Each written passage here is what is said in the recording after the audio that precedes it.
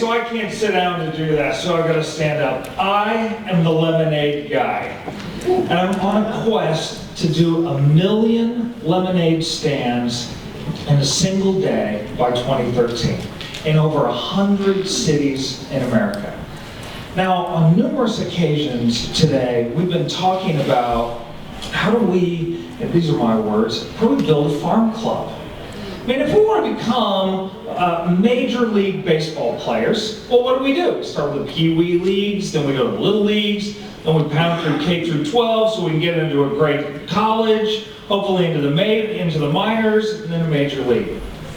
Well, if we want great entrepreneurs, we got to do the same kind of thing. So to draw that parallel, what is Lemonade Day? We are the Pee Wee League of entrepreneurship. We're all about teaching kids how to start, own, and operate their very own lemonade business. It's really two things, if you would. One, it's a really fun and experiential step-by-step process where we take a caring adult and pair them with a youth, whether it's a family member or a neighbor or a teacher or a counselor. And they go through this process from setting goals to coming up with a plan, a strategy, where they go out and get the seed capital they need to start their lemonade business.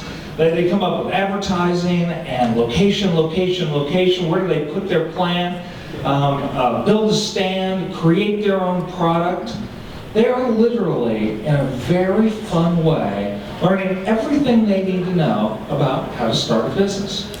Well, these pairs, they all start their business on the same day, which we call Lemonade Day. And at that point, it becomes this whole community-wide frenzy. It's the supply and demand thing. If I've got 50,000 lemonade stands in your city, you're going to notice. And is it a law that you're supposed to stop at every lemonade stand? That's what you do. Let me just give you an example. In Houston alone last year, and we're now in 28 cities across America on our goal to get to 100. When we asked all of these kids, once they've done their lemonade stands, to do three things: to spend some, to save some, and to share some. Spend some to achieve the goal you set on the front end. Save some, well, because in the Lemonade Day business, some days it rains. You got to save some. And then to give some back. 38,000 stands in Houston, Texas last year. These kids sold 4.2 million glasses of lemonade in a single day at an average price of $1.07 a glass. This is a real enterprise. They turned around and gave back to the community over $1 million. Now these are kids that didn't have 2 nickels to rub together when they started this thing. And now they're investing back into the community and making a difference as the entrepreneur. It's their money. They decide who they give it to, how they're going to give it to. So we are massive collaborators. We work with public schools, private schools, charter schools, home schools, neighborhoods, faith-based organizations, every youth-facing organization on the planet, and we want to be a part of your program too. One of the things that I learned when we went to start Prepare for Life was that there's really 2 kinds of learning. Most people, when they think of education, they think of school, reading, writing, math, science. But the real differentiator, especially for entrepreneurs, is this thing called life skills. It's having a vision for the future. It's having a moral compass. It's about determination and hard work and giving up in the short term for the long-term benefit.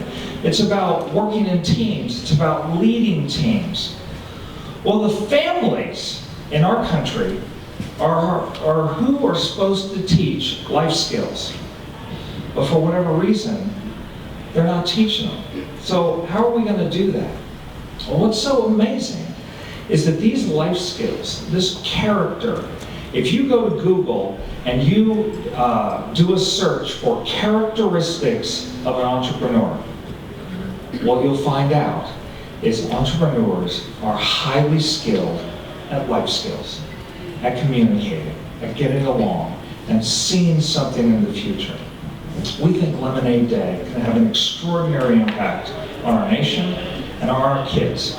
Because once you get them doing entrepreneurship and they have fun doing it, they're going to do it again. And we are the feeder pattern to go into your programs. Thank you very much.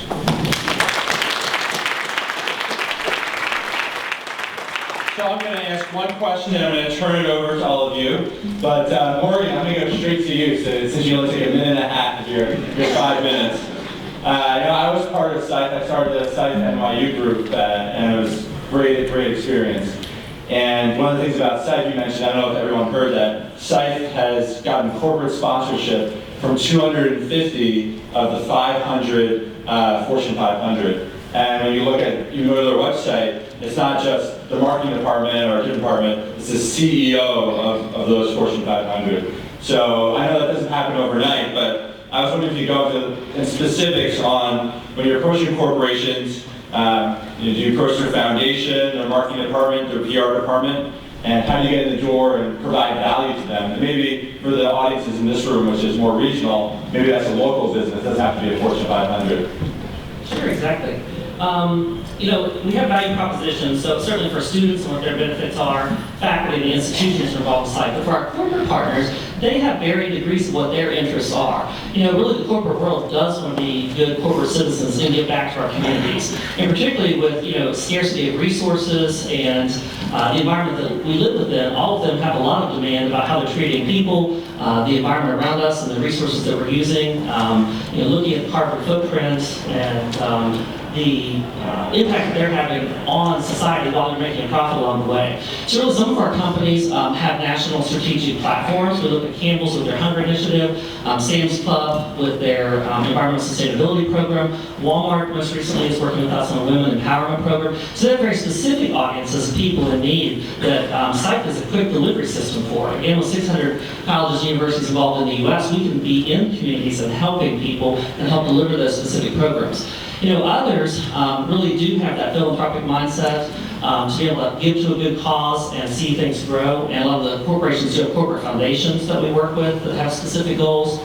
And then we do have companies that realize that they need to be recruiting the best and brightest. So we do have some people that go into the day job of working for a corporate. Oftentimes they'll springboard out once they get an additional skill set from a management training program to become a small business entrepreneur. But certainly SITE is a good conduit to recruit students and some of the best and bright talent in the U.S. Awesome. Great answer.